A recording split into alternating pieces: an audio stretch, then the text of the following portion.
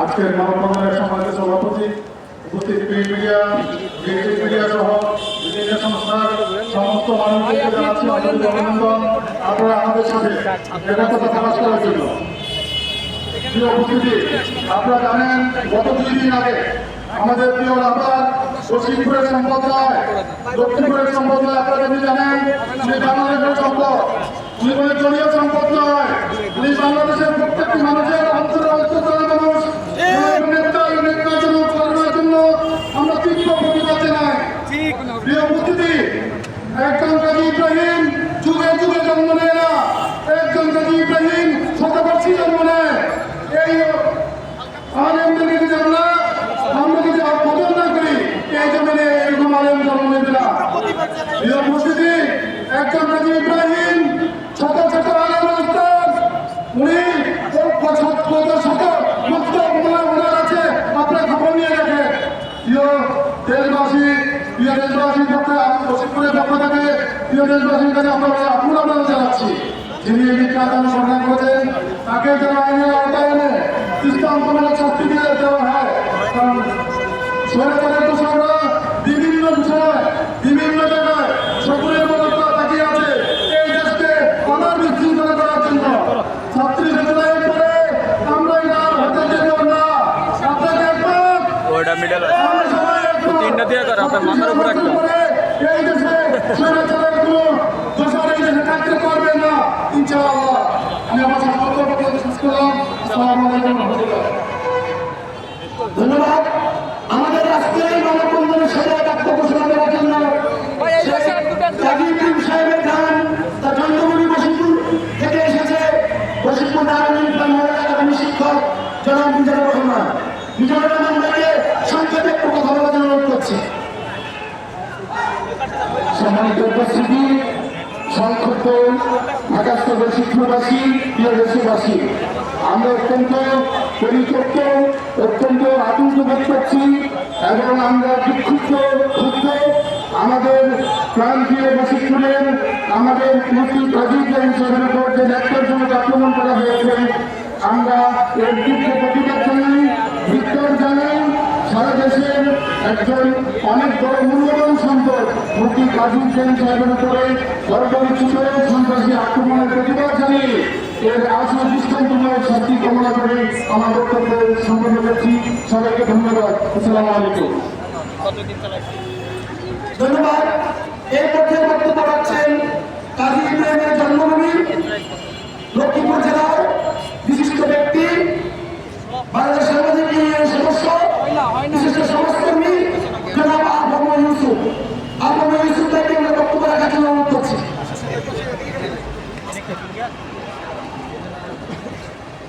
রাখলে তো সাউন্ড পাবে না, কাছে কাছে।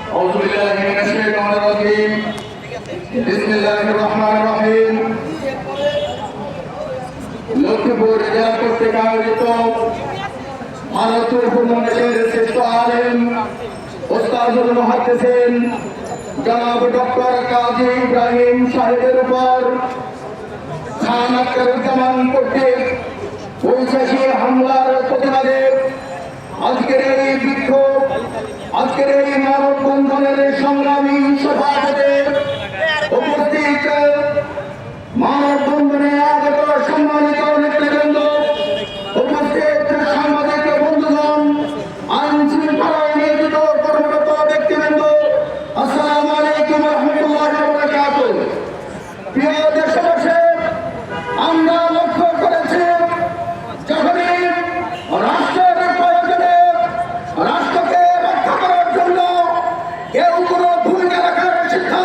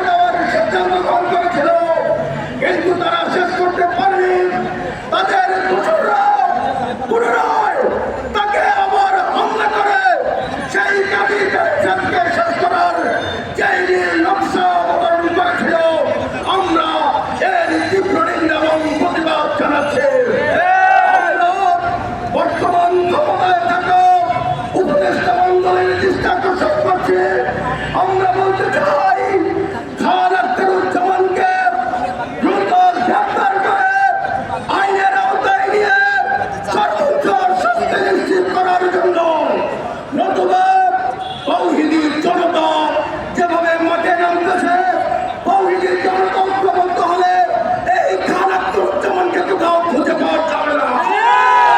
প্রিয় দেশবাসী, আমরা উপদেষ্টা মণ্ডলের দৃষ্টি আকর্ষণ করতে চাই, অবিলম্বে খান আখতারুজ্জামানকে গ্রেফতার করুন এবং তাকে সম্পূর্ণ শাস্তির আওতায় নিয়ে আসুন, নতুবা তৌহিদি জনতা রাজপথে পুনরায় নামতে বাধ্য হবে ইনশাআল্লাহ। আমরা লক্ষ্য করেছি ফ্যাসিস্ট আমলের যেভাবে আলমারা থানায় গেলে আমাদের চুরি নেওয়া হতো না, আমাদের মামলা নেওয়া হতো না, ঠিক একই কায়দায় হাজী ইব্রাহিম সাহেবের উপরে হামলার পরে তিনি যখন থানায় গিয়েছিলেন তার চিঠি গ্রহণ করা হয় নাই। এখন ফ্যাসিস্ট আচরণ, এখন নৈরাজ্য আচরণ আমরা লক্ষ্য করছি। এই স্বাধীন রাষ্ট্রে ২৪-এর গণঅভ্যুত্থানের এই ফ্যাসিস্ট মুক্ত রাষ্ট্রে এই ধরনের ফ্যাসিস্ট মধ্যে কান্দার মেনে নেওয়া না। আমাদের চিঠি গ্রহণ করেন নাই, যারা হুজুরের মামলা নেন নাই তাদেরকে বলবো অতি দ্রুত হুজুরের সাথে কথা বলুন, হুজুরের মামলা নেন, নতুবা আপনার যে থাকবে না।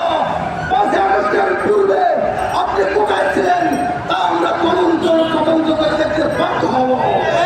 প্রিয় দেশবাসী, ওলামায়ে কেরাম অত্যাচার করবেন, কেউ নয় অন্য কাজী ইব্রাহিমের উপর যে অত্যাচার করা হয়েছে এর জন্য সকলকে ঐক্যবদ্ধ থাকতে হবে।